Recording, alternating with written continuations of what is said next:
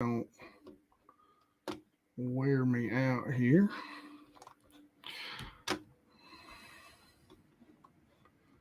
You live. We are live. What's going on, everybody? What's going on, Brian? Mr. Lee's in the house. I'm going to give a few shout outs here. Evan, what's going on? Kent. Let's see, who else was it I already seen in here? Adam, yeah, Mr. Savage in the house. David in the house.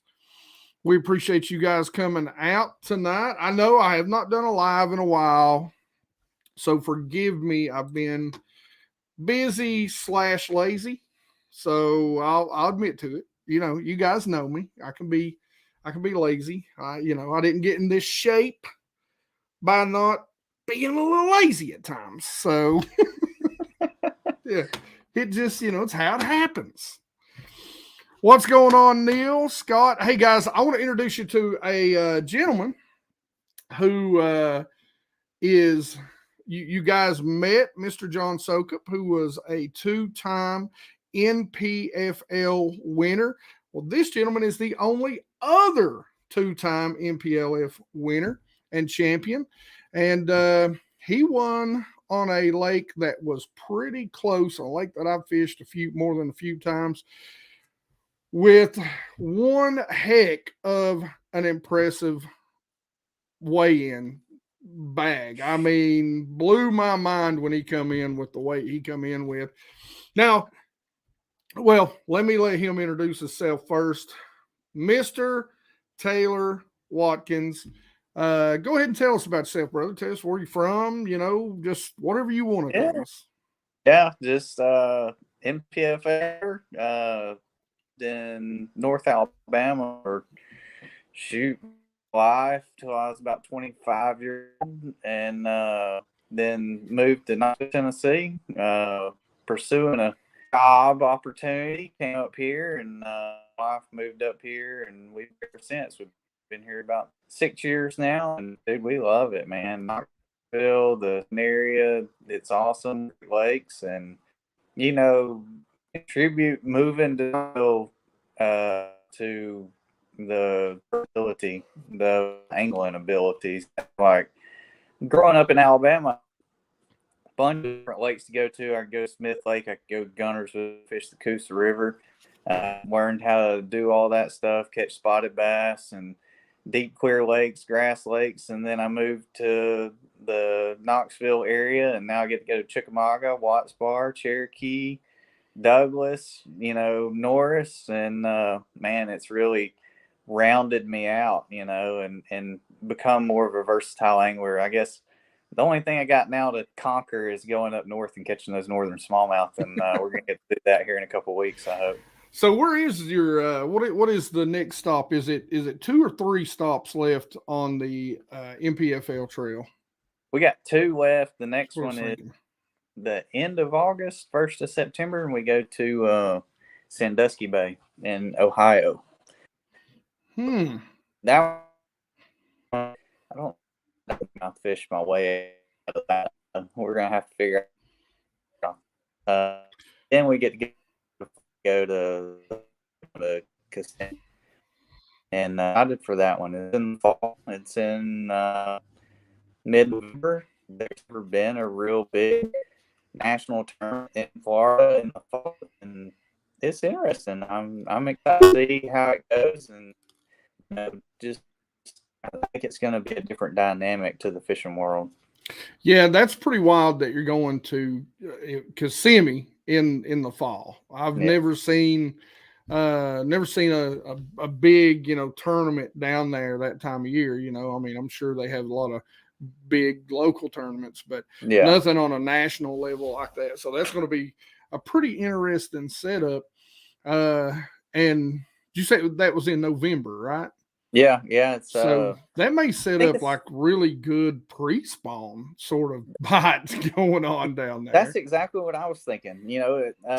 As odd as it sounds and everything, that it should be. In Florida, they spawn in December and January, February, and that's the only thing that makes sense to me is good pre-spawn bite. I really hope it gets cold. I hope we get a good cold front and pushes those fish where they need to be able to be caught. Yeah, that'd be a pretty interesting tournament. You know, the Ohio tournament is going to be a really interesting tournament. What? So is that one of the Great Lakes up there? I know Yeah. I'm flunking geography badly right now. No, you're good. It's we'll be right there at Lake Erie. We out on Lake Erie. I'm pretty sure that we're to Canada this year. Wow. And the border back up, so we can go to Canada. You can run up to the Detroit. You can go into St. Clair. That's a 80-mile one run. Gonna have to fill that old tank up to get on back from that. Yeah. A bill, you know, whenever you make that run in a row. But heck, if they're there, you know, that might be what you have to do. So Yeah. So let's talk a little bit about your season thus far. So now, and I meant to ask you the other day, you know, when we were talking on the phone. So is the NPFL the only tour you're fishing? You fish any of the opens or the what are they, the Costas or whatever they are? Toyota. Yeah, Toyotas. So yeah, I am only fishing the NPFL this year. I signed up for some opens for the Southern Opens, but of course I didn't get in. They were booked up. I did fish one Toyota on Chickamauga. I kind of tried to jackpot that one, and I finished 12th in it. So Hey, not too bad. But that's not a bad payday. Yeah, no, I mean, no, 250 anglers on Chickamauga is a lot. that's a lot. Yeah, and to come out there with a 12th place finish was good. I really thought that I like Chickamauga that time of year, whenever that was. It was the 1st of May, and it's a really good time to be out there and catch a lot of fish. A lot of big fish are still shallow. There's some moving out deep, and it's just a fun tournament to fish, and I enjoy fishing that tournament. The water stayed down a little bit too long in that tournament. For whatever reason, they didn't pull up full pull. Like they pulled it up during the tournament. So like, I guess the second day of the tournament, it was finally full, and I like to catch them up there in the dirt. So it finally got right there about the second day, and I was able to put some stuff together and catch a couple of decent bags. Just not up there long enough for them to really position where you wanted, I'm guessing. So yeah. So let's talk about the NPFL. So, first off, what got you interested? Why fish and really focus on the NPFL? Well, last year, I guess we got to go back 2 years ago.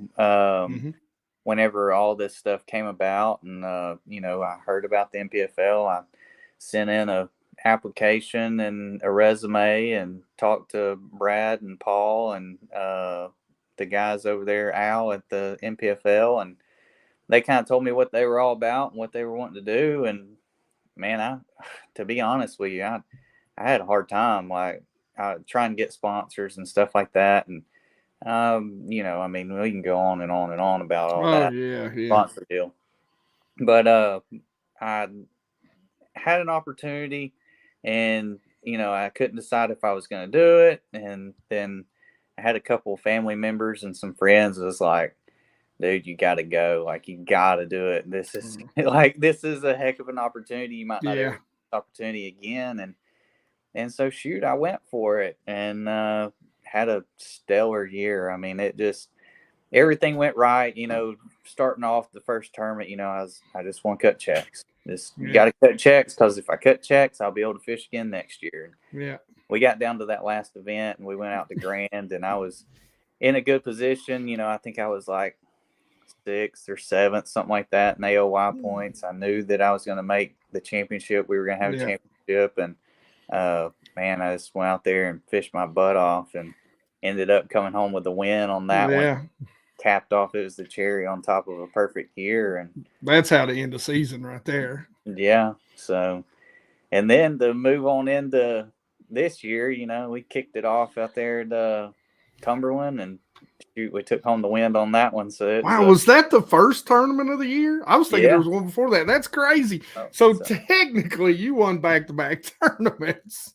Technically, they didn't want to give it to me, but yeah, technically, yeah. So, that's yeah. I mean, I don't know. There's no other way around it. You finished the year with one. You started the year with one.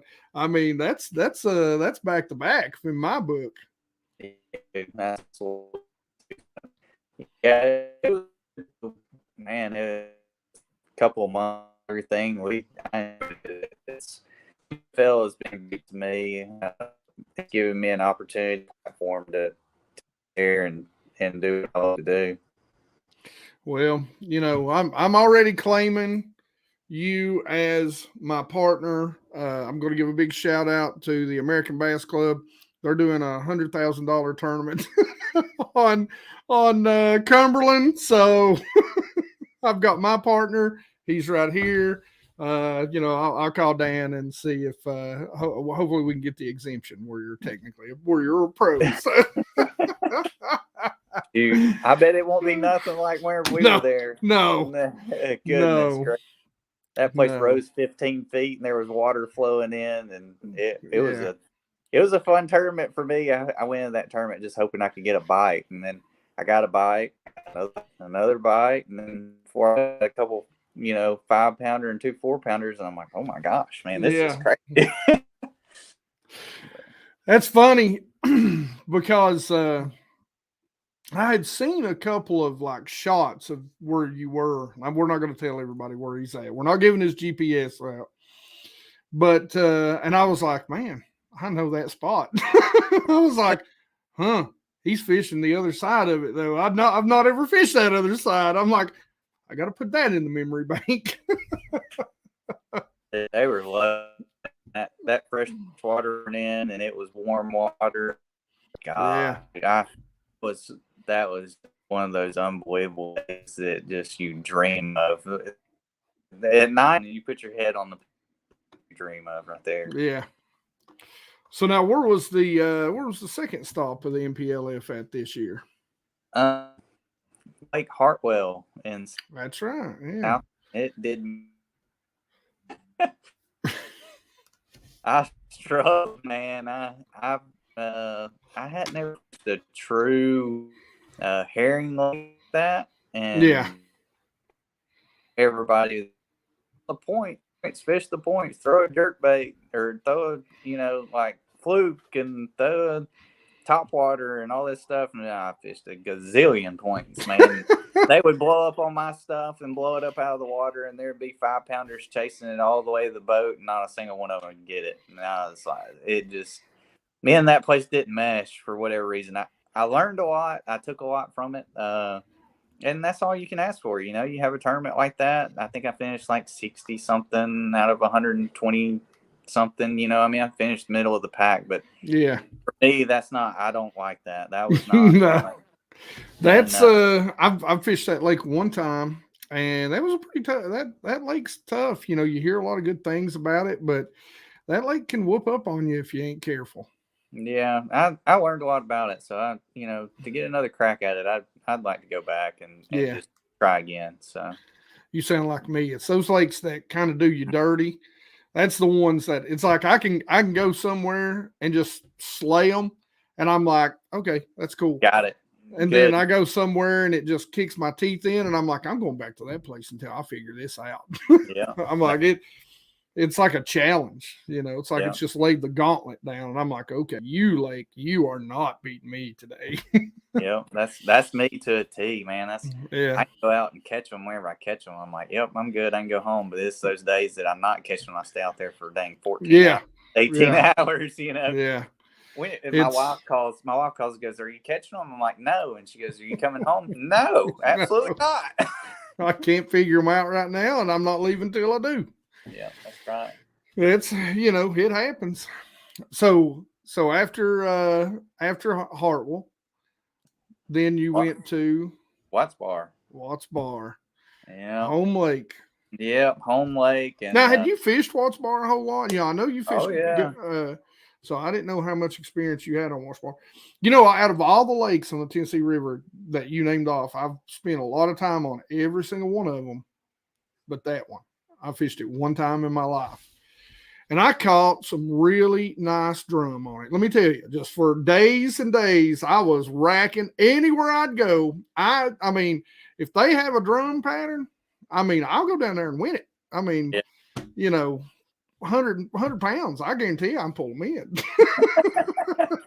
Man, that, you know, Watts Bar, dude, whenever I first moved here 5 years ago, dude, it was phenomenal. I mean, the biggest largemouth and the biggest smallmouth that I've ever seen in Tennessee was both on Watts Bar. And it was, you know, 5 years ago.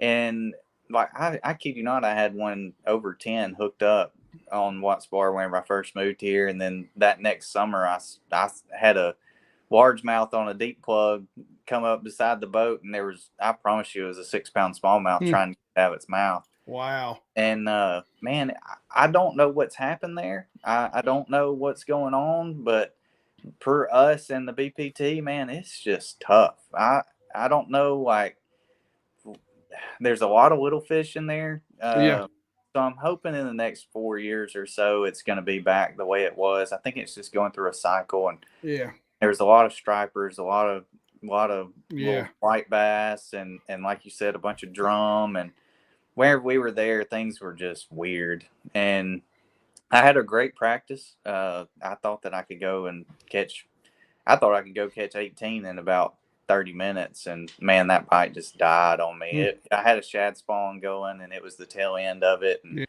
they just quit on it. And I just had to run around. The first is really,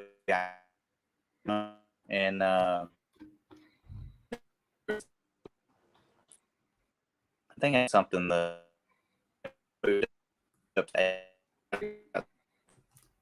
just really thing, and it turned out to, and it's one of those marked on my that I really had an opportunity to win. That's the way it goes. Going to your like that, you know, you never all the pressure, and it just.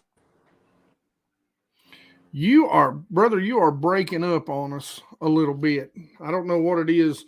Are you sharing signal like with your phone? Are you going through Wi-Fi and cell signal right now? Yeah. You may want to just cut your cell signal off, because sometimes it'll split that signal apart. I know I'm an IT guy. I'm diagnosing. And we'll see which one works a little bit better. See if it's maybe your Wi-Fi or if it's just your cell signal. Let's see how that works. All right. I don't know. I think it might be your Wi-Fi that's flaking out, because you're froze up pretty good. You still with me?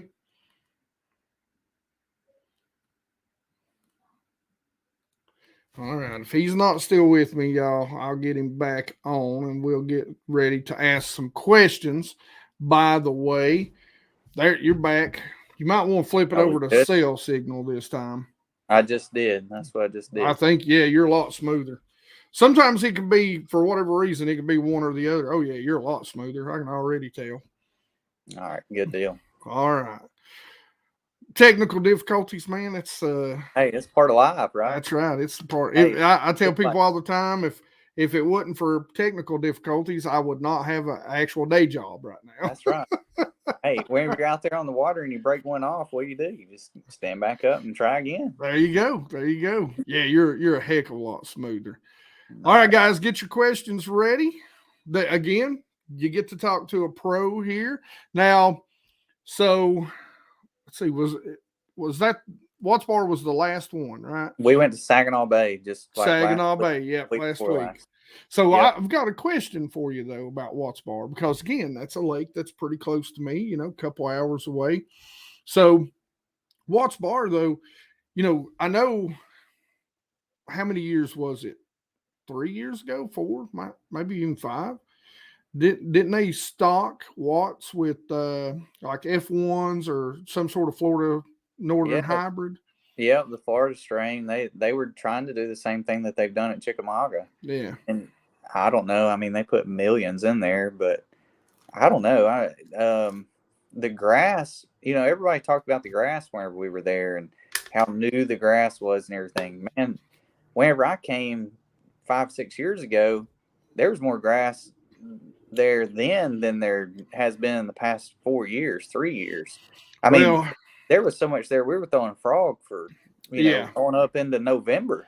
And And I don't want to get into politics of it because I know there's a lot of it, but I've heard that there's a lot of dock owners and people that like to spray that grass down, and certain people don't like that, yeah, I mean, it So is I don't what know it how is. much it affects it, but Yeah, I mean, they did it at Gunnersville for a long time, and yeah, I think the lake's just going through a cycle.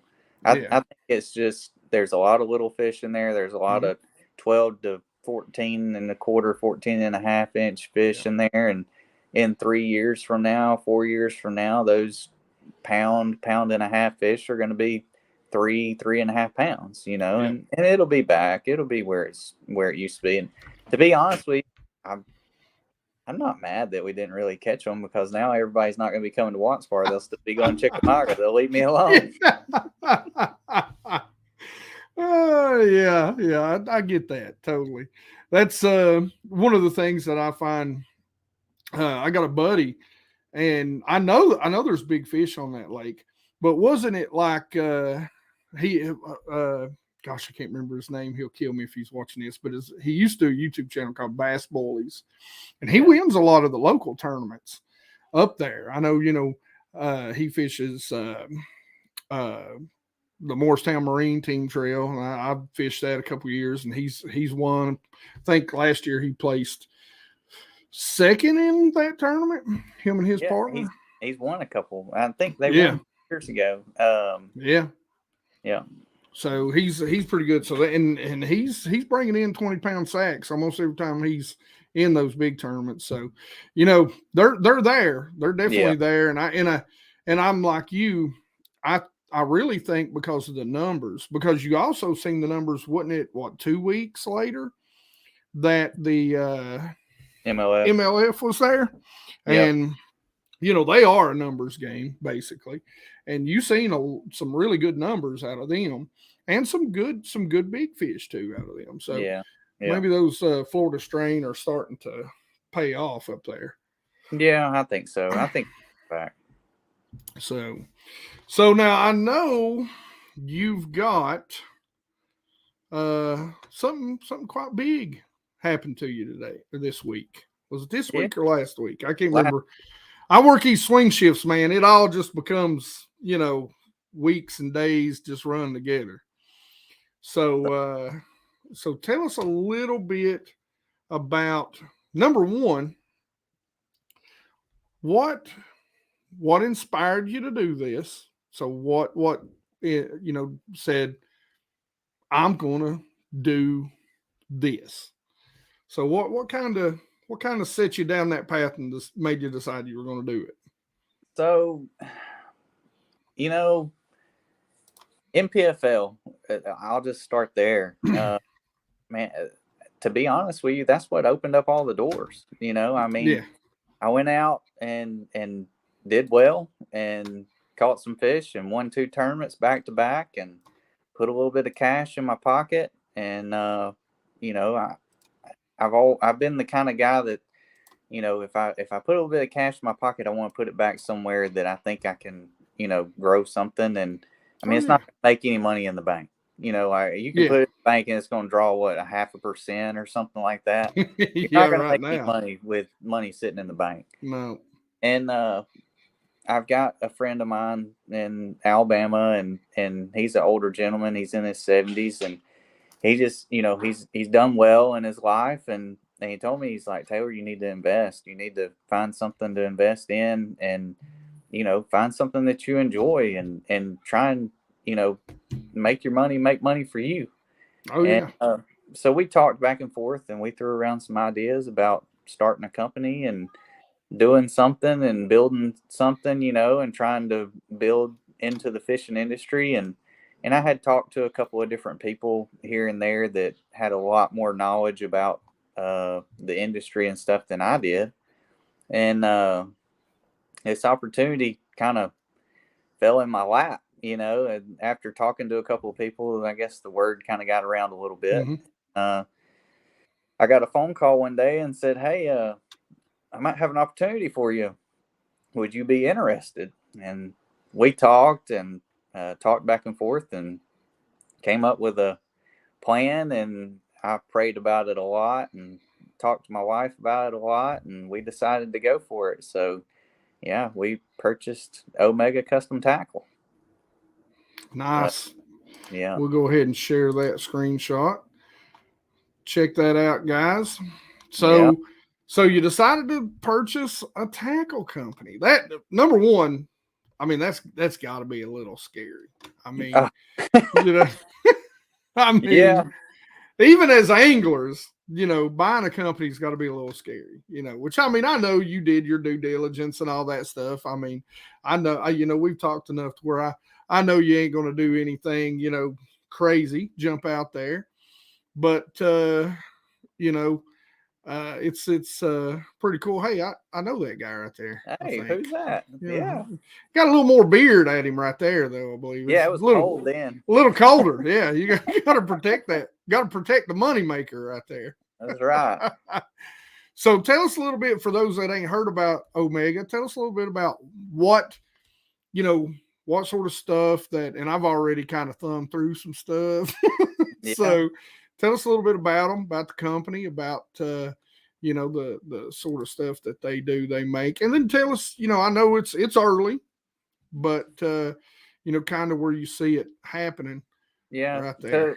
To back up just a little bit, going into this decision and deciding to buy Omega, I was thinking about starting an entirely new company. Mm-hmm. And to start an entirely new company is, I mean, such an undertaking. To buy one is such an undertaking, as I'm quickly finding out. But Brad and Michelle Fuller have done an excellent job at building this website and building a foundation for Omega Custom Tackle to really launch off of and really do well. And I mean, they worked hard. They have worked for, I guess they had it for about 6 or 7 years, and they really, really worked hard to get all of these things squared away and to build awesome baits like that. And so that's really one thing that went into, purchasing Omega.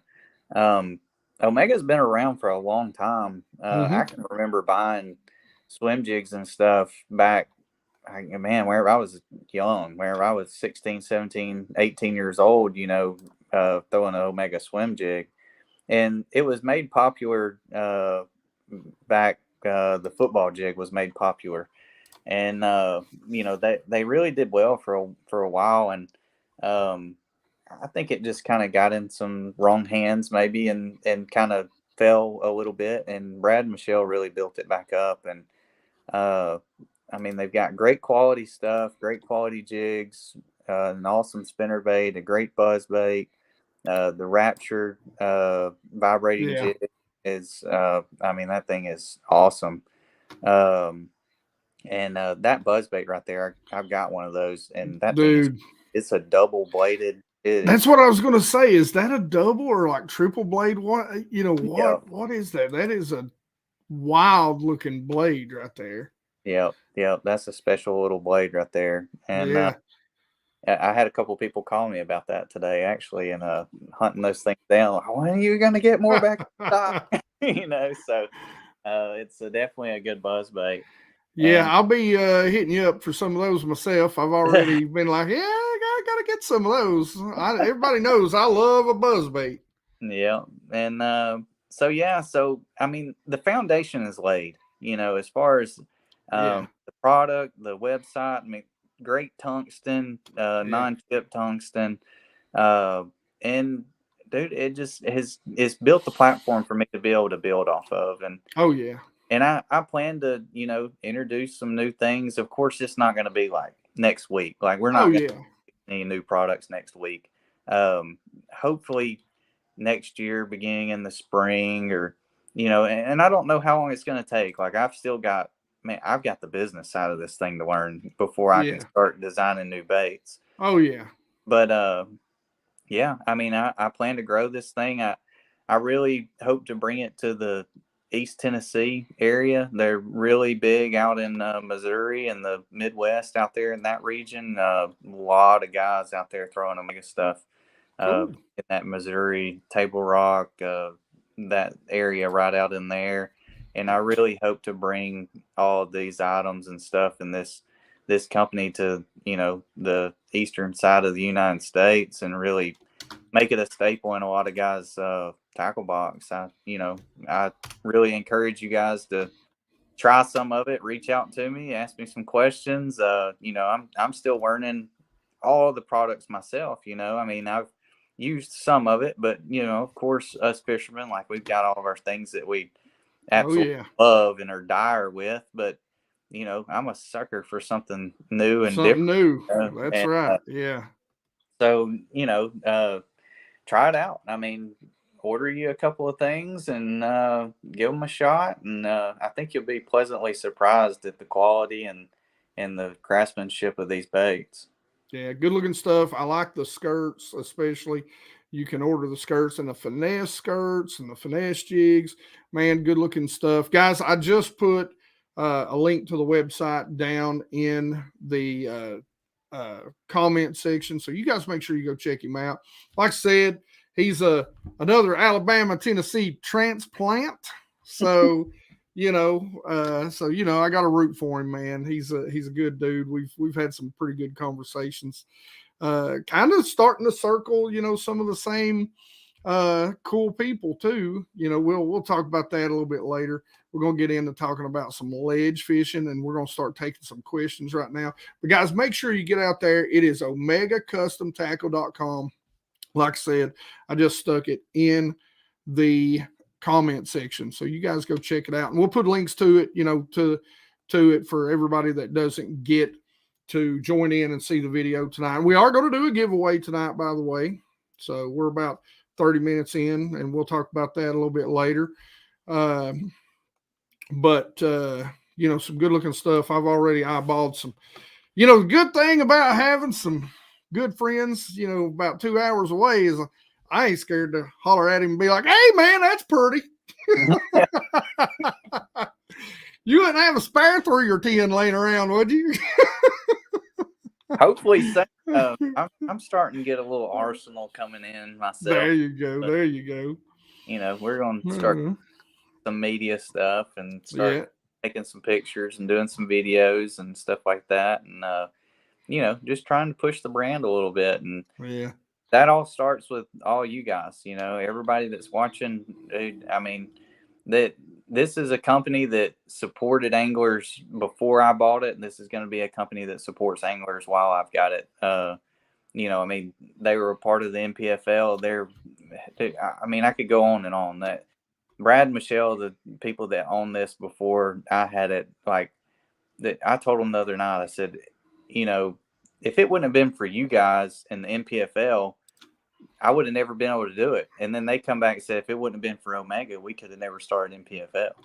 So, I mean, it's comes around full circle, I mean, it's one of those things, I mean, I'm a big believer and a Christian, and I think that God's got his hand in everything. And I agree. I'm just living proof that that's what it is. I mean, just this story and how everything's playing out, man, it ain't got nothing to do with me. Like I couldn't have never done this by myself. I could have never done this on my own. So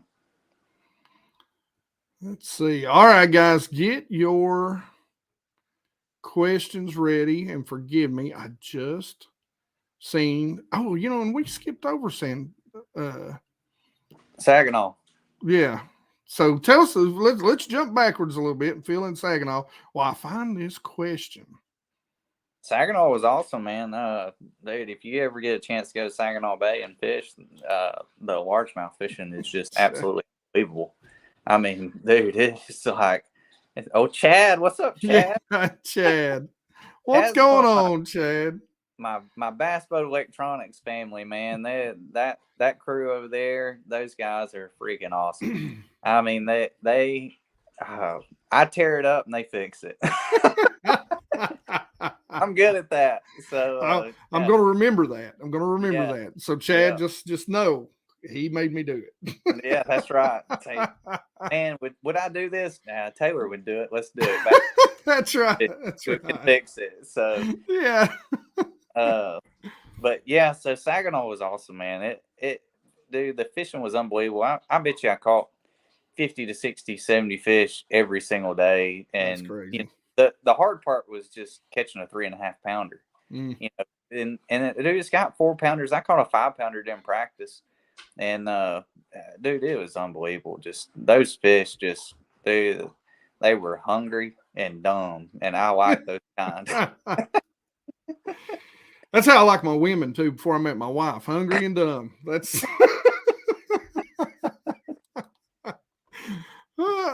I'm getting beat. I hope my wife's not watching right now. I love you, honey. So, Dave, my good buddy Dave Washburn. And by the way, Dave, I swear to you, I'm going to send out your winning box this week. I swear to you, I'm doing it. So, hey Taylor, do you always practice before every tournament, and what do you try to hone in on? The hone in part I know can be pretty wide based on time of year and lake. So you answer that the best you can. NPFL wise, we get 3 days of practice.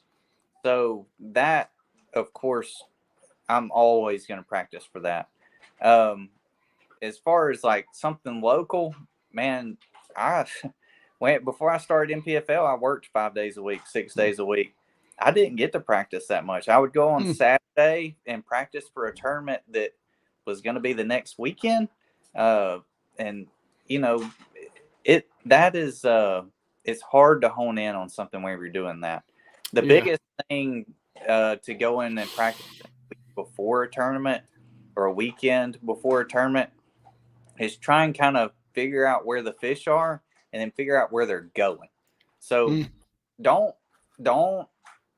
not go practice on Saturday before a tournament 7 days later and go right back to the same places that you caught them. Now, in the middle of the summer, that's completely different. If they're out on the ledges and it's summertime and there's current, like they're going to be there.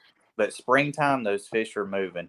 If those fish are in a pre-spawn area on the Saturday before, just watch the weather, man. If you got a warming trend, you know that they're going to the next adjacent thing to spawn. Don't even, you can hit it, but don't get on it and stay on it. Like, you got to be moving. You got to be ahead of them. You got to get ahead of them. That weekend of practice, like you want to be practicing ahead of them. And if you get a bite too, and you're ahead of those fish, well, those fish that are back here are going to be coming to you. Yep. You're trying to collide with those fish is what you're trying to do. Yep. NPFL wise, practicing for a 3-day tournament is a whole different ball. There is no way to find enough places to fish for a 3-day tournament or a 4-day tournament. It is absolutely impossible. Like, you can't do it. Yeah. You find all these places and you'll fish on the first day and you're like, okay, now what do? So one of the biggest things that I can ever say and the biggest things that I could ever tell anybody is to learn to fish by the seat of your pants. Mm-hmm. Trust your gut. Just time on the water, trusting your gut, and just know, hey, it's 10 o'clock and I haven't caught them, but by gosh, I'm going to catch them, and just keep hunting, keep pecking, keep looking, and look for those clues, just those little bitty clues of something. Yeah. And all that fails, resort back to your confidence bait. I've got 2 or 3 confidence baits that I know, hey, if I tie these on, I'm going to get a bite. That's all I need is a bite.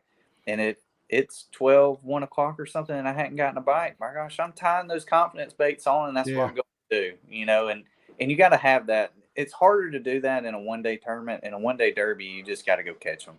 Yeah. And 1 or 2 o'clock and you ain't got them, there ain't no sense in going and catching 10 pounds. Like, just keep hunting for that big bag. Keep looking for that big bag. But in a multi-day tournament, you got to survive day 1. Like you can't fall on your face on day one and then expect to do anything the next 2 days, you know, Yeah. and go catch a monster bag. So day one, survive. Day two, you know, hopefully you're starting to put the puzzle together. Day three, it's either, hey, I'm locking myself into this area right here because this is where I've gotten bit, or I'm scrapping everything and I'm just gonna go fish by the seat of my pants. Go fishing. Yeah. So we got somebody out in. We got Carrie, and they love the Omega football heads out in the Ozarks. So yes, they do. The Ozarks is where it's at, but that's that football jig is big out there. Now I don't know if this is for me or if it's for Taylor. So I'm 48. Taylor, he's 22. That's 10 years off, bud. 32. I didn't know if you wanted to tell. That's wisdom, is what that is. Yeah. There's a lot of wisdom up here. Yeah. There's a lot of it up there. Yeah. I'm trying to hide it. I tell my wife all the time. She's like, "Oh God, you're getting great." I said, "Those are highlights." Mm-hmm. I said, "Don't you say that again." But Adam says, "Congratulations, man." Thank you, Adam. Appreciate it. I'll see you in a couple weeks. My buddy Team Jesus. God bless. Let's see here.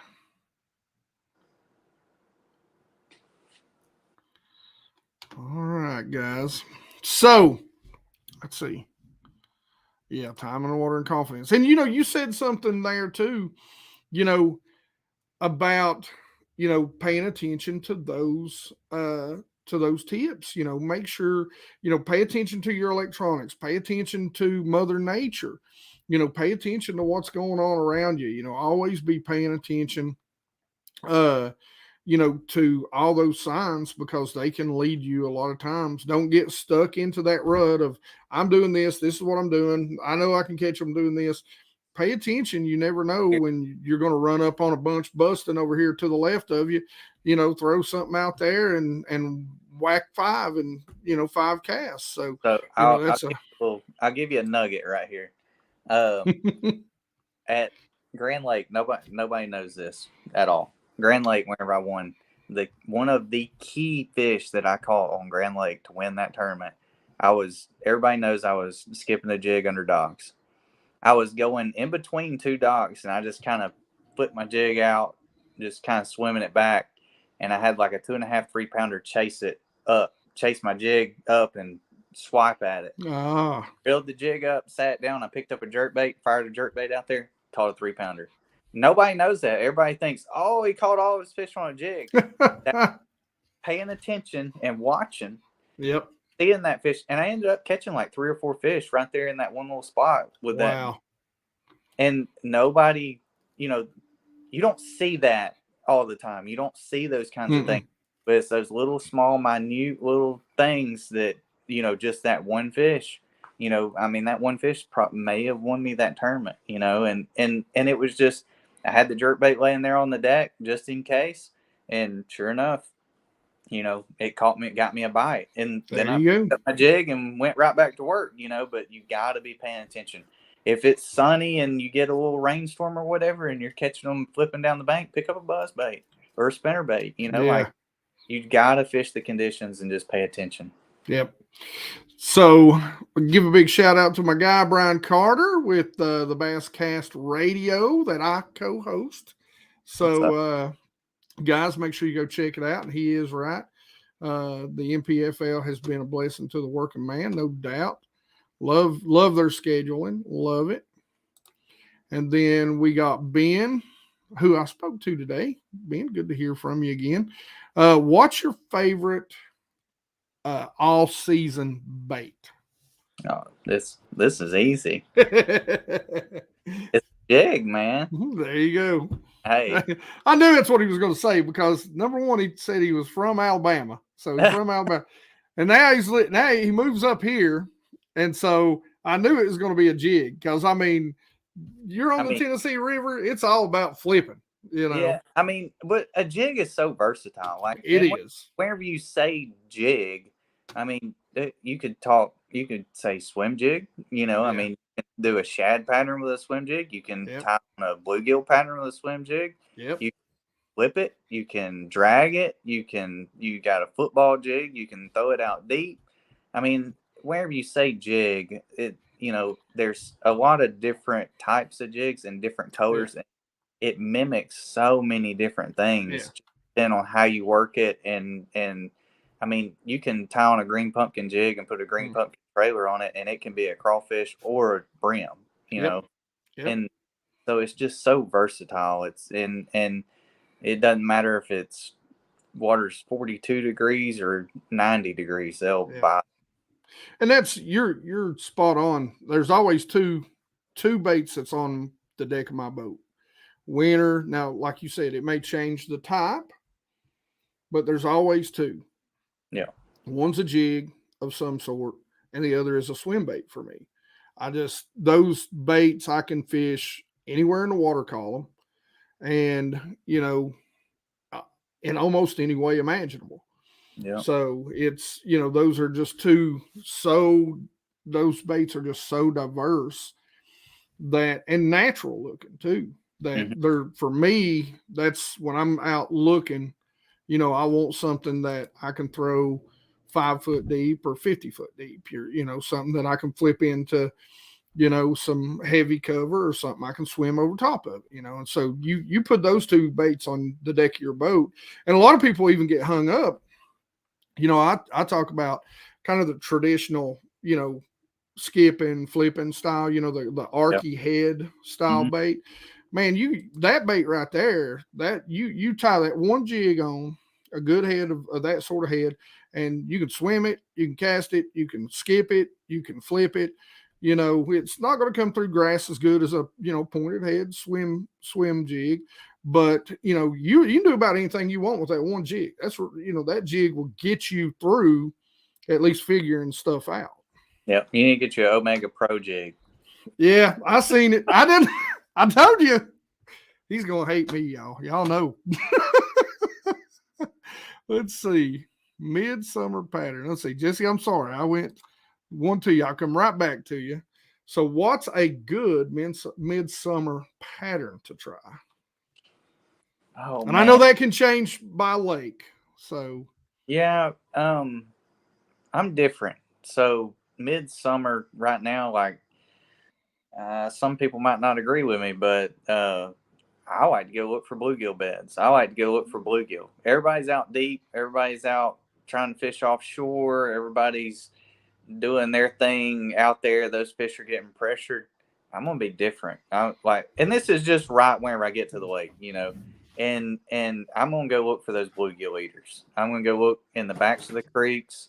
It may be on the main river, but I'm gonna look for a little shallow spot with a dock next to it. Something I want to look for those backs that are eating bluegill, and that's gonna be my personal deal, because you get on that deal, you might be the only person on the lake running that deal. Well, I thought I had some handy, but some good little. When I see bluegill up shallow, if I come to a dock and you see a bunch of bluegill up shallow, or you see something like that, and it's this, the right time of year to where they might be bedding, man, a nice little bluegill, like you said, a jig, swim jig, and frog. Frog, and even some wacky worm. But even there's a couple of really good little smaller. I like the single joint or just the tail bluegill baits, like a little swim bait out there too. And I like the ones. I don't like the shallow ones. I like the ones where I can pull out off that first drop. Where those big bass are going to be sitting there chasing them up, and just go swim, swim, swim, swim, whack. That's what's fun right there. Sorry, what was you going to say, brother? I'm sorry. I didn't mean to interrupt you. Oh, just a jointed swim bait. Just jointed hard bait. Yep. So when you see them busting like that, or of course we all have top water. Sometimes they won't hit the top water. What's something else that you throw in there if you see them busting like that? I can think of two for me, two big ones. Jerk bait and a swim bait. Now let me ask you a question. I'm going to break down what type jerkbait? Are you going hard? Are you going soft? What are you doing? What's your favorite on that one? It depends on the time of year. Like if it's late in the fall, I'm always gonna have a soft jerkbait tied Yeah. on a spinning rod where I can bomb it. Yes. And I do a little line through with a take a oh gosh, what's it called? Like a pop rivet, Mm-hmm. and pop the little thing off, stick it in the head from the backside, stick it in the head, run the line through, tie a treble hook on there, and then pull it back up and stick it in there. And then I tie it on a spin rod, and man, you can just bomb that thing out there. And if they sniff it, they got it. And Yep. that is a great like late summer, early fall, whenever they're real finicky and they're not coming up very, very often. And and then even like usually that time of year too, they're on the smaller bait that time of year. So even a smaller jerk bait, works good. And underspin, just a little small. There we go. Great minds think alike. An underspin. I was getting ready to hit that next question. I was going to say, okay, so do you throw a straight swim bait? Because I was like, I guarantee it. I like a paddle tail. I mean. Yeah. Well, I mean, like a straight, like just open hook, or when they're busting like that. I'm telling you, man, underspin when they're busting. If you throw it out there and crank it through just under the top, holy cow, you'll get some. They'll take it out of your hand some days. Yeah. Whenever they're busting like that, I like an open hook. It's just so hard to hook them. If you got a hook that's covered up, it's hard to really catch them good on something like that. Anything that I throw to schooling fish, I pretty well got an open hook of some sort. I got a buddy who makes. I don't know if you've ever seen ledge head, those heads, but he makes a Tennessee River bling underspin, and it's got a wire that comes down, pretty thick wire. And what I like about that is that you can take those like the VMC spins. Mm-hmm. Used to, I'd take a dressed feather and put under the bottom, and so then once VMC come out with them, and I do this. Put the little treble hook on there with the spinner. Yeah. Especially with the smallmouth, up here like on South Holston, and they'll come up there and nip at that from the bottom too. They'll come nip at it, and they got it right there in their nose. They nip at it, they get God on that. They get stuck. So that's one of the things. I'm gonna have to get you up here one fall when they're out there chasing those shad over like 90 and 120 foot, and I'm throwing a popper out there, just going. That's pretty fun. You don't know if it's going to be a big old striper or a big old smallmouth. Well, there's no striper in that lake up on South Holston. Now there's some whites, but there's not a lot of them. They've actually made it to where you can't keep those anymore. Go over to little Douglas. Hybrids. Oh yeah, yes. Douglas and Norris. You go over to Norris and catch. Oh God, I caught a. I mean, it had to be 12, maybe even 14 on a mega bass 110+1. Oh God. And I could tell immediately because it was running. I just clicked my bell. I was like, I'm getting that bait back. I'm like, you ain't stealing my $14 mega bass or $20-some mega bass. Yeah. So no way. All right, guys, you all know I like to, I don't want to keep him too long. He's got things he's got to do. So we'll cut off right around about an hour and 53 minutes in. We are going to do a giveaway at the end, and you do have to be here. I'll show you kind of what's in there. I'm going through your comments right now to see who's got one. I appreciate that, Alberto Knott. Right there. There we go. We got some verification. Great show. Rattle traps. Huh. Yeah. So I guess So I guess somebody's saying, why ain't y'all throwing rattle traps out there? I'd agree. Yeah. Old chrome and blue, buddy. You can't go. Yeah. Amen to that. Amen to that. So now I just put a video out talking about, because I just got Again, big shout out to Bass Boat Electronics. Chad, if you're still in here, brother, appreciate you. You hooked me right up. Nobody else had them in stock, so I was like, I went out there and found them. So was right there. Yeah. There you go. There you go. So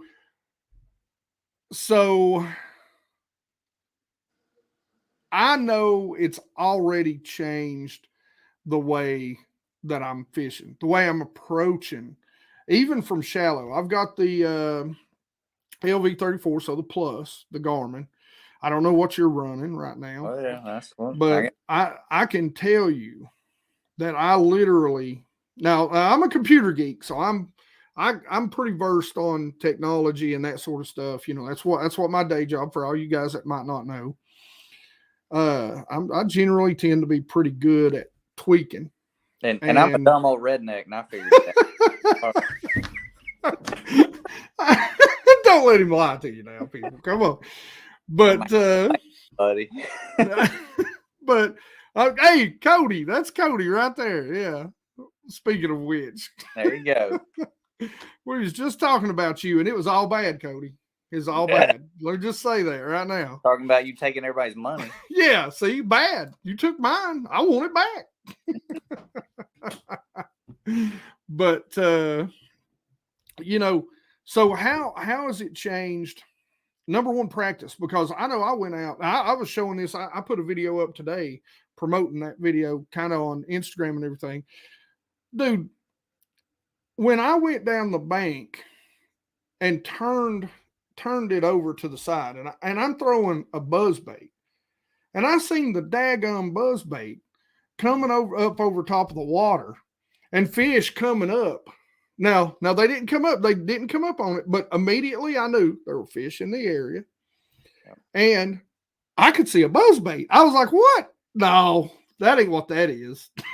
And so, you know, it took me a couple of casts to believe what I was seeing, you know, on this graph. And then immediately I could tell those fish were in 10 foot of water. And so I whipped out like a 3/8 ounce spinner bait that morning, or a 3/4 ounce, let it sink down and tick that brush. Boom, started catching them immediately. Piece of the puzzle. Seen they didn't want to come up and hit that top water, but seen they were in those laydowns down through there, and seen their depth level. And by that changed my world, I think. So tell me, you know, tell us kind of what your setup is, and kind of what are the big keys for you that it's really, you know, I'm not asking you to give up any top secret stuff. That's afterwards. We'll talk about that after. I'm kidding, guys. I'm kidding. So, but tell me what you think on it. It has definitely changed the way I fish, but I try my best not to let it rule my day. Yes. So it's so easy to get so caught up with seeing fish and throwing the fish, and you're going down the bank and you're flipping the bank and you look down, you pan over to the right, and there's a group of 2 or 3, and you throw over there. Throw after, and then you chase them, and you chase them, and chase them, and then look down, you spend an hour, and you hadn't caught it. Yeah. You know, it's a double-edged sword. You know, so you got to train yourself to trust it, believe in it, use it, but still be able to understand, hey, these fish aren't going to bite. I need to move on. Yeah. I use it. I'm a shallow water guy. I like fishing shallow water. I use it more so for finding targets, like target fishing. So like if I'm fishing down the bank, I'm constantly just panning out. And I'm like, oh, there's a brush pile. Yeah. I'll just wheel around, throw that brush pile. And then just the other day, fun. I might catch one on brush pile, and then I'll keep going down the bank, and then see another one spin around, throw the brush pile, catch one. And I'm like, maybe I need to be fishing brush piles. And then I'll just pick up, and I got a 6 Garmin right there on the dash, and I'll fire that thing Camus up, and I'll start idling, like brush pile. Yep. You know, and use it in ways like that, or finding stumps, or, you know, I use it more so to find structure and stuff like that than I do fish. Now that does change, you know, moving into different times of the year. So different times of the year, you know, like early spring, winter, stuff like that, like you're going to be targeting those fish more with the jerk Yeah. bait, Alabama rig, or a swim bait, or Mm-hmm. the Mickey rig, or something like that, you know. But as far as right now, I'm using it more finding structure than That's targeting yeah. specific one fish that I see. And that, I think, you know, that was sort of the video that I did was, you know, the good, the bad, the ugly of, you know, live sonar. Yeah. And I, you know, that was what I listed actually as the ugly. You know, I'm lucky enough that I've fished offshore for a long time. I'm a deep guy. I'm a nerd. I admit it. I'm a geek. I mean, I'm a geek, right? So, you know, so for me, you know, it really has been, you know, interesting to watch the fish, you know, see their real true habits and how they and really it's kind of verified. There's some things that when I first went with John, he took me, he was fishing an open and it was a week before, and we went out and I seen it and I'll never forget. I was like, holy cow, you know, I knew these fish were here. And, you know, like you know, how many times have you been fishing a bluff in the spring and they're busting behind you? Before you had that, how were you catching those fish? I mean, you had to hit them on the head when they bust. That's it. Yeah. And to sit there and watch him just swing it around and catch like 8, I was like, what is this? What is this magic machine that just did that? And just that getting the magic machine called John Sukup. that's true. That's true. But it was really neat, you know, just to kind of see, you know, and it verifies a lot of the stuff that over the years that I've kind of built up in my head and being able to see things and you know I've been using it on a small lake that I grew up on where I know where the bass are, I know where the crappie are, I know where the bluegill are, I know where and so I can go and watch those fish even if they're not biting and how they react to baits and lures and that sort of stuff. And what it's really done for me so far, and I've only had it a month, is just kind of verify, you know, some of the things that I've thought about that summer bite in a lot of places. And, you know, I've said so far it's not helped me catch more fish. Like there was one group of like 2 or 3 fish that I seen out just swimming along over 20 foot of water and just accidentally, it was just total accident. It was like, hey, look at that.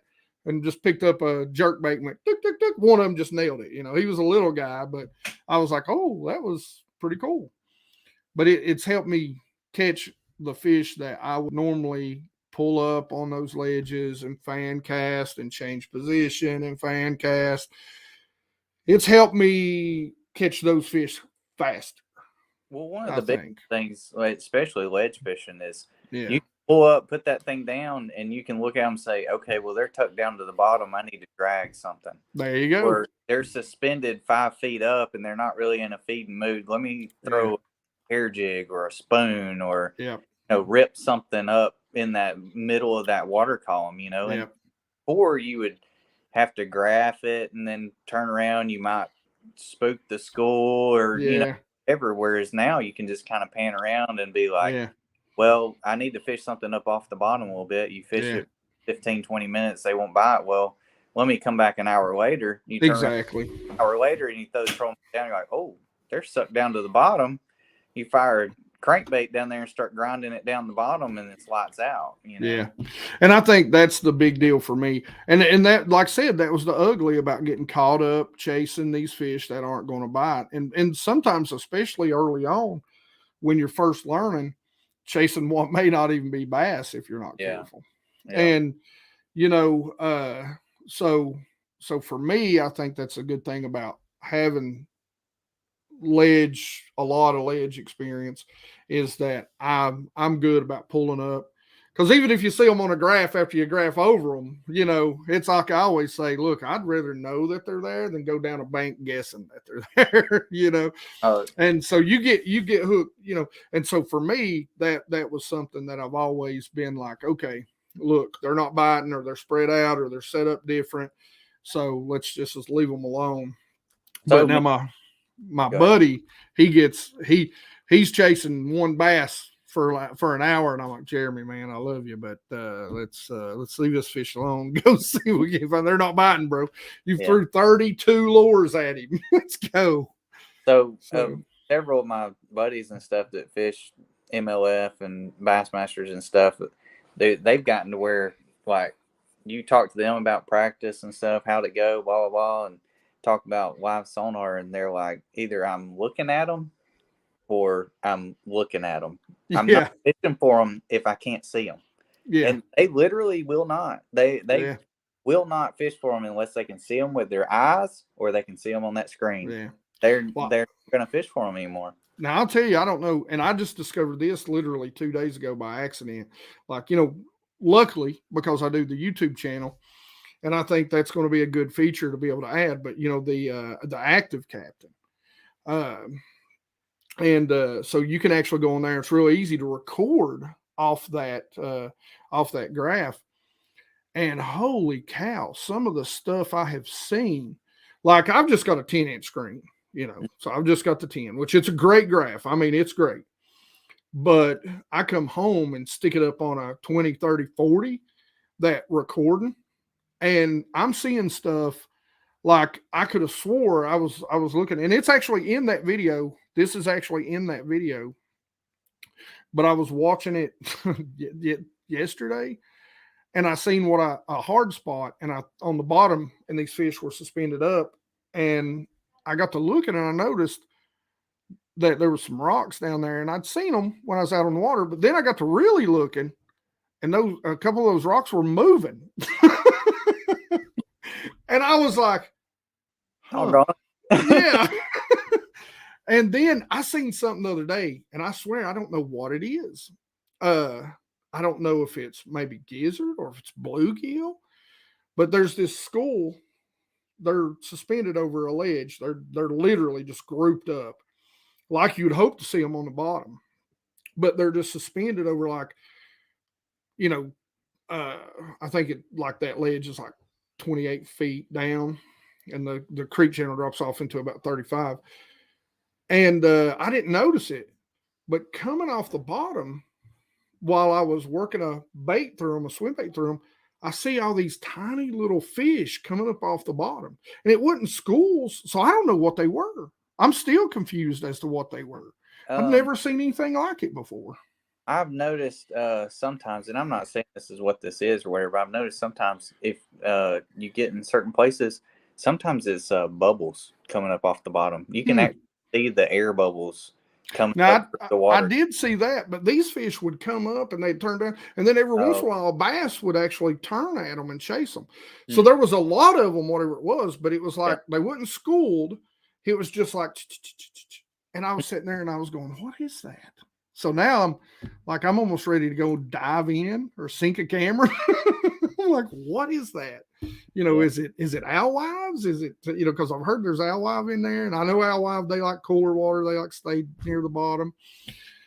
But it was weird because, like I said, it wasn't a blob, Yeah. So I don't know what it was. Individual. Yeah.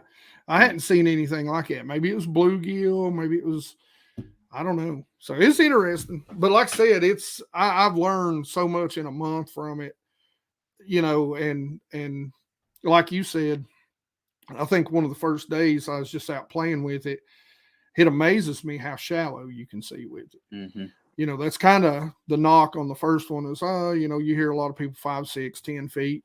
But this one, dude, I had a Cinco rigged on a 3/0 Gamakatsu, and it was 40 foot out, and I could watch me hop it off the bottom. I was like, that is insane.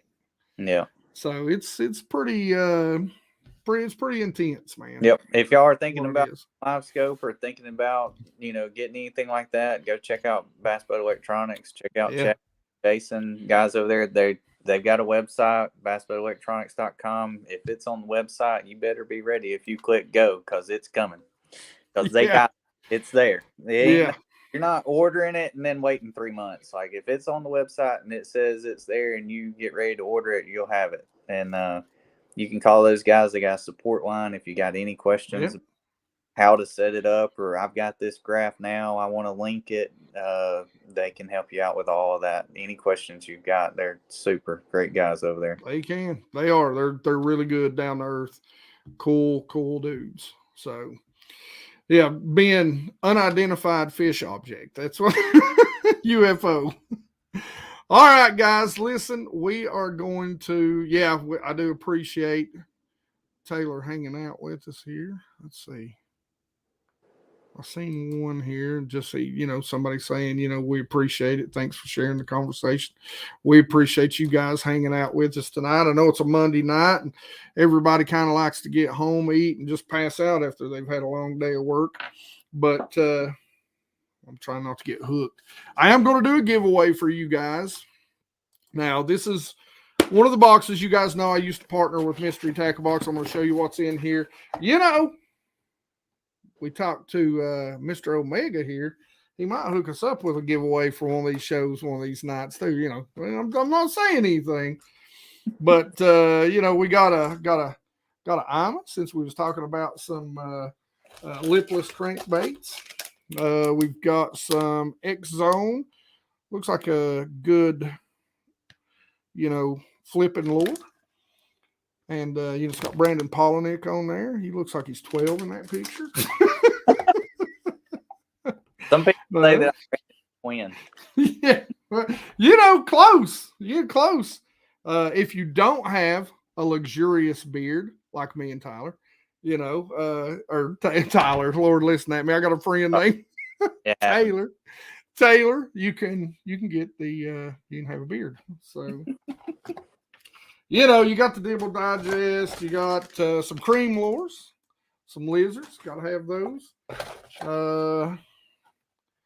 Lunker Hunt here, looks like a nice little swim bait, and got some nice little jerk baits from Biowa. I believe it's Biwa. How do you say that? You know how to say that? Oh. I don't know either.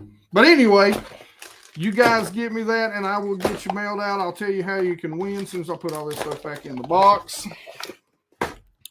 So, when are you going to start while I'm getting all this ready? I'm going to let you feel the dead air while I'm getting everything ready. Yeah. So, when are you going to start practicing for the next NPFL stop? Oh man, I practice all the time. I get on Google Earth and look. Well, and a lot of guys go and pre-practice and run around. Dude, now that I couldn't go before, but I definitely can't go now. But I don't know, man. I just go and fish by the seat of my pants and get there, and I put my 3 days in as long as I possibly can, from daylight to dark, and just try and put together what I can. I think this is going to be another one of those learning experiences going up north and trying to learn these smallmouth. I'm excited about it. The weather is a lot better up there. It's amazing. Where we were in Saginaw, I think I wore a sweatshirt and pants for like 2 days. 48 degrees one morning, and this old Tennessee boy was about to freeze his butt off. Listen, I was going to say, it starts dropping in the 40s. I've got a hoodie on. I'm cold.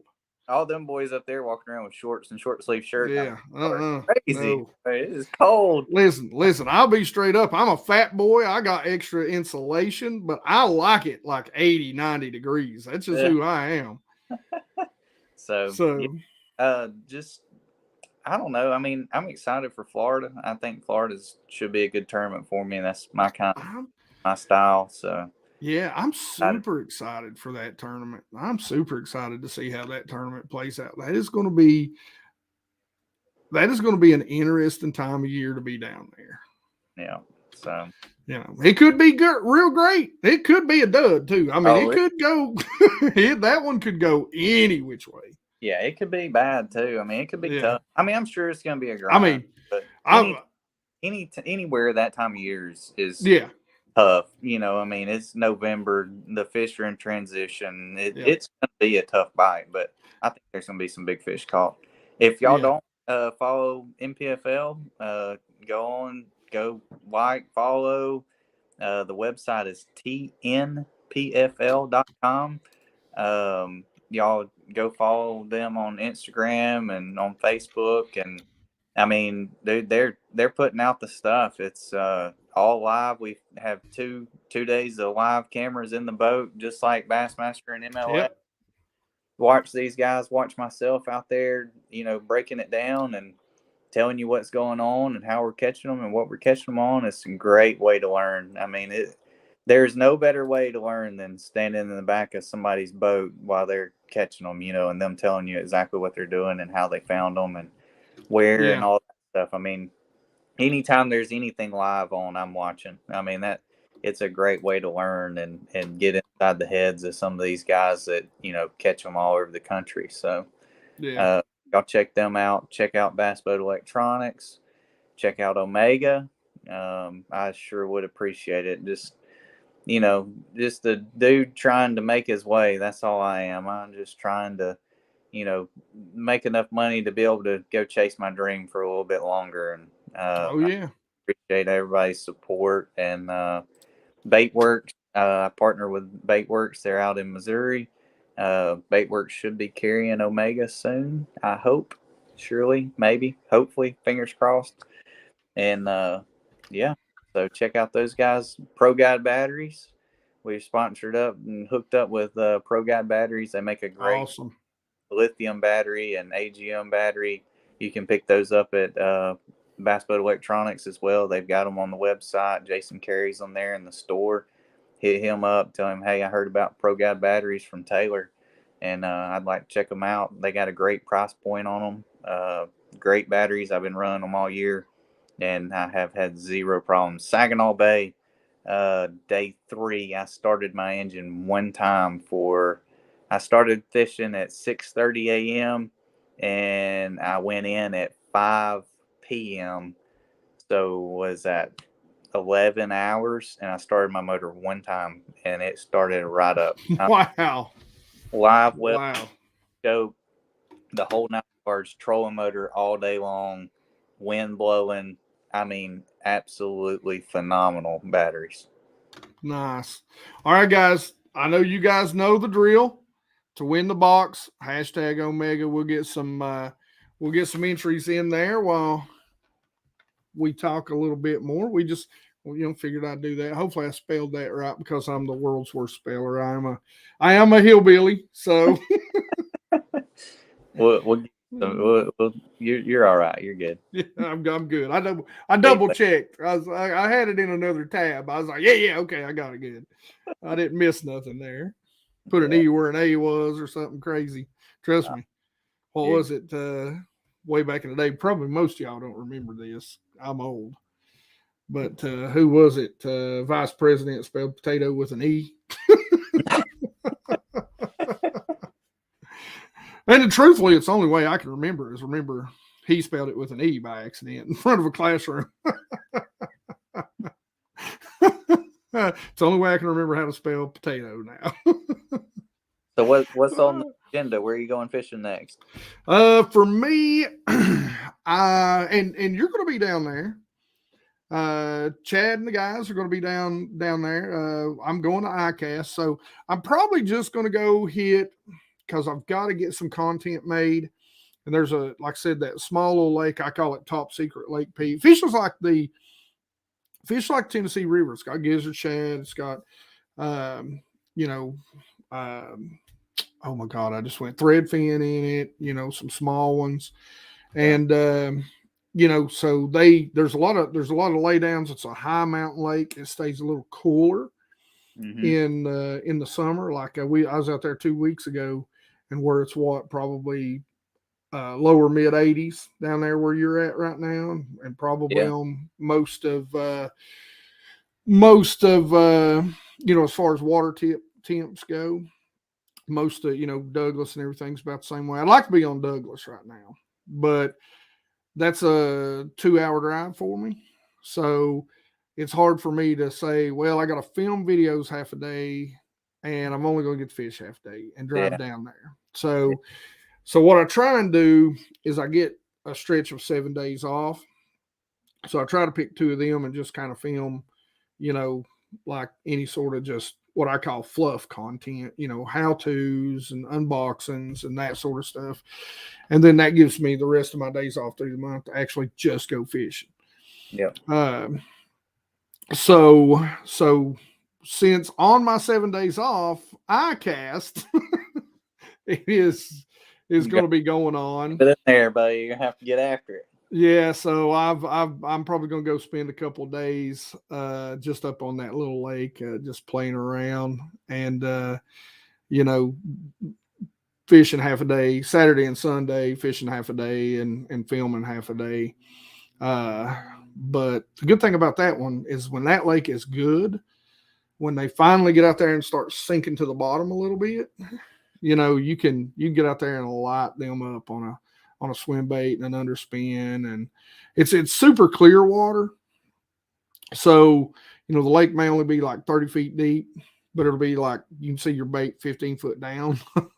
So, they're real spooky, Yeah. So you've really got to go with, supernatural translucence, that sort of stuff. But I have to get you up here one day, man. It's a really cool little lake, though. I mean, it'll really surprise you this time of year. It's best in August because the thermocline finally starts to push them up, and they still want to be out there on those ledges. They want to be in that spot no matter what, but it starts pushing them up, and you can take a popper, or I like that one knocker because it's not, just all the rattles and BBs in it. It's just got this good tunk, tunk, and it's largemouth. And so you just walk it real slow, and they'll be that 15, 20 foot down, and you come over those largemouth. That's what I can't wait for, to see this on live scope. I cannot wait.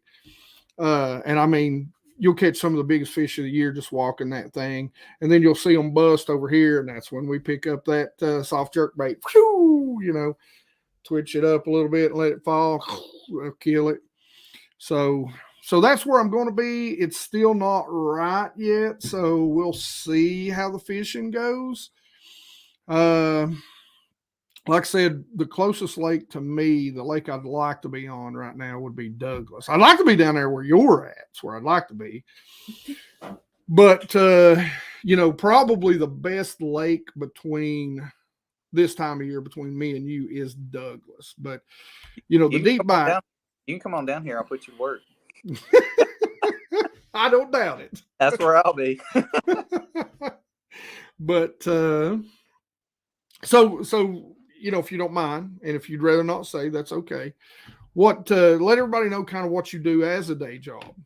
I work for a company called Huback Corporation, and up until about 3 months ago, I was a plant manager there. And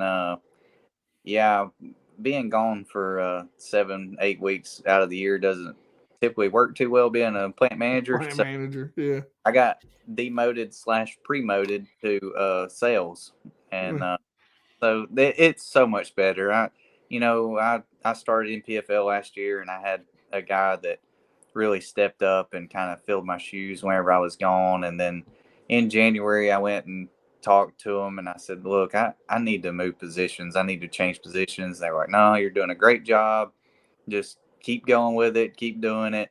And I think I was gone for 2 weeks straight, 2.5 weeks straight. And I came back in, and my boss was like, come here, shut the door. We need to talk. And I'm like, oh, gosh, here we go. Oh, gosh. Fired now. Like, I'm done. Yeah, shoo. I sat down, and he goes, how do you feel about moving into sales? And I was like, it felt like the weight of the world came off my shoulders, I was like, absolutely. So it's been good. It's, trying to get the ball rolling with all of that stuff, and then starting Omega and getting that going. It's been busy. It's been a busy past month or so. So what is, golly, I just had a total brain fart right there. I had an hour and 23. He's done. He's burnt. Oh, it is an hour and 23. I'm done past where I normally go. Anyway, so this time of year, the one thing, this time of year, any time of year, where is your favorite lake, your favorite place to fish, doing your favorite thing in the world? What would it be? Man, I just came back from Saginaw Bay. How you gonna That's it. That's kind of hard to compare. Yeah. Yeah. So here local, and Cody Sieber's got a little video. He's done it in a long time, but we did one on Chickamauga about a couple I was thinking about that. I was like, didn't Cody do a video with him? And I was like, yeah, I knew you from somewhere else. Yeah. So Cody had never really punched grass or flipped grass before, like with a weight. Yeah. And he was wanting to learn, and we were going to do a video, and so we went down to Chickamauga, and usually about August, I guess it's a little early yet, but that August, September time frame, wherever that grass starts getting up, and it's like some of it's topping out and some of it's out, 6-8 inches under the water. Man, I love going down there and taking a 1 ounce tungsten and flipping with a big stick and braided line. And I mean, you don't get, if you get into a wad of them, you can catch them pretty good, but it's usually, it's kind of like an 8 or 10, 12 fish kind of deal. Yeah. And it's hot, but man, it's such a fun bite where you just pitch that thing in there, it goes thunk, and you got big rod, big line. Yeah. I love doing that. And I grew up doing that on Gunnersville. And so I would say that's probably one of my favorite ways to catch them. Nice. Might have to take you up on that, but Cody. My second favorite way to catch them is any way they'll bite. Yeah, that's true. That's my favorite way right there. Any way I can get a bite, that's my favorite way to do it. Yeah, Cody got me on that trip. We were coming up on a little spot, and it was perfect. This little isolated mat, and I was like, "There's gonna be one. It's gonna be right here." And I pitched over to it, and that bait went down there, and he just thumped my rod just right in time. And I mean, I just whiffed, and he laughed. We had a good time. It was a good video. He got me good on that one. Yeah. Yeah, I have to say I like old Cody. We've hung out several times. He's a good stick down there on the bar, and I miss him, man. He's got a family now, all dad mode and stuff. Yeah. I'm all grandpa mode now, so I'm free. My kids, they just bring them to me when I want to give them candy, spoil them, then send them back home to cry and get beat. So, all right, guys, we got 25 entries. We're going to go ahead and wrap this up. I'm going to go ahead and draw. So, let's see who wins. Cody Sieber. I'd laugh. Swear.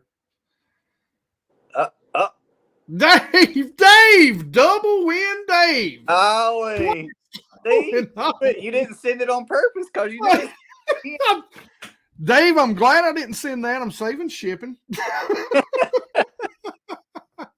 Cutting costs over here. Things are getting tight. Gas costs too much. Yeah, that is pretty funny. Well, Dave, you already know, and I've already got your address. So, congrats, brother. Thanks for. I got 2 boxes. I'm gonna have to wait again until next week.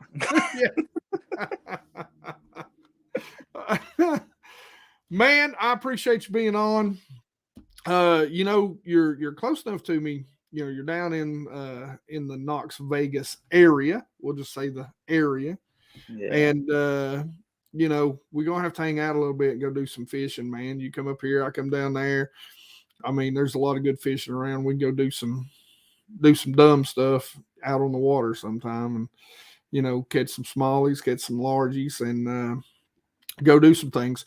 I will holler at you when I'm down there at iCast, so and come around and drive y'all crazy.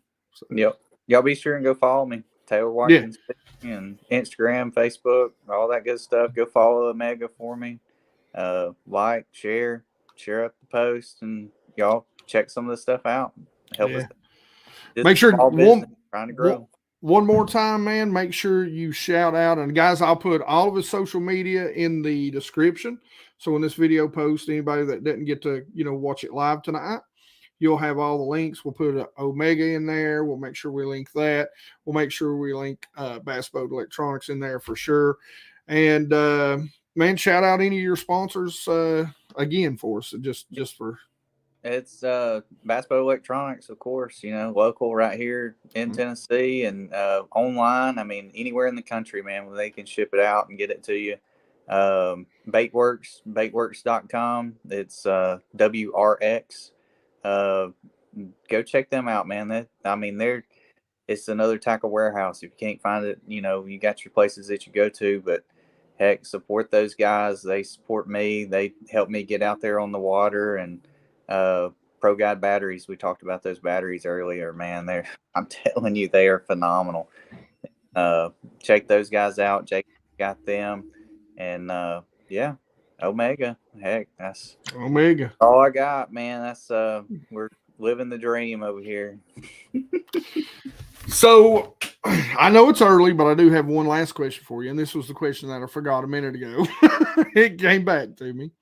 And I know it's early. I know you probably haven't decided, but if everything fell into place, what are you going to be fishing next year? You're going to fish the NPFL? You're going to try the opens? What you going to do? What you thinking about loosely? If everything fell into place, like to a T. Yeah. Number one, I gotta have sponsor dollars. That's number one. If sponsor dollars and everything falls into place, I will be fishing all 9 opens and the NPFL. Nice. And I will be absolutely drained and probably be just over here asleep. But yeah. But, that's I love NPFL. NPFL is great, yeah. and I hope that one day I hope that I can fish NPFL and bass. That's kind of the dream. And I don't know. If nothing else, I think I may fish NPFL in just one division of the opens. I don't know yet, and it depends on how all this business stuff goes and everything. And I've made a good home at NPFL. It's been, it's a great group of guys over there, great ownership group, and they're doing an awesome job, and it's growing. And it started for a guy like me to be able to go to work and own a business and be able to fish. Yeah. So, why leave something great? I agree. I'm a big fan. I watch. I probably watch them. The NPFL. I probably watch them more, or at least as much as the other two series. I mean, for whatever reason, I tend to gravitate toward them when they're live. You may not know everybody that's fishing. Yeah. You may not know everybody, but if you watch it for, you watch 2 or 3 tournaments, you're going to learn these guys. You're going to learn who they are and what they're about and everything that they do. 90% of the guys that are fishing with us are grassroots. They go to work every day. They show up for the tournament and they work their butt off the whole week before. They go fish the tournament and they leave straight from there on Saturday and they drive straight home and they're back to work on Monday. And they're just living out a dream, of being able to go and compete for big money and show their skills to the world. And so y'all be sure and hop on, follow them and follow us and hop on, let's go for a ride. All right. I do got one question I got to answer. Kent, I do. It is, I don't remember what its name is, but I just put it out not too long ago, a couple months ago. It's about the boat EFX or boat effects steps. I show how to put them on and everything. Got a discount code for them. If they'll hold a fat boy like me, trust me, they'll hold anybody. And I ain't had to readjust them at all. So, and like I said, I'm pushing that 350. So, you get me up and down on them. I'm giving them the test. All right, Taylor, man, I appreciate you. And like I said, we're going to have to do some stuff together, dude. I enjoyed talking to you the other day on the phone. I can't wait to get to hang out with you at ICAST. I'll try not to bug you too much down there. We might have to do some things to Chad That'll be fun. So, but brother, I appreciate you being on. Thank you for the time, and I hope as we get into the tail end of the season, you'll grace us with jumping on again and giving us an update and talking to us about end of the year stuff. Yeah, let's go get us another win, and then we'll jump on here and talk about it. Hey, I'm all for that now. So, all right, then you'll be the 3-time. All right, brother, be good. Hey, guys, as always, I appreciate you, and you guys rock. Yep. Thank you, guys.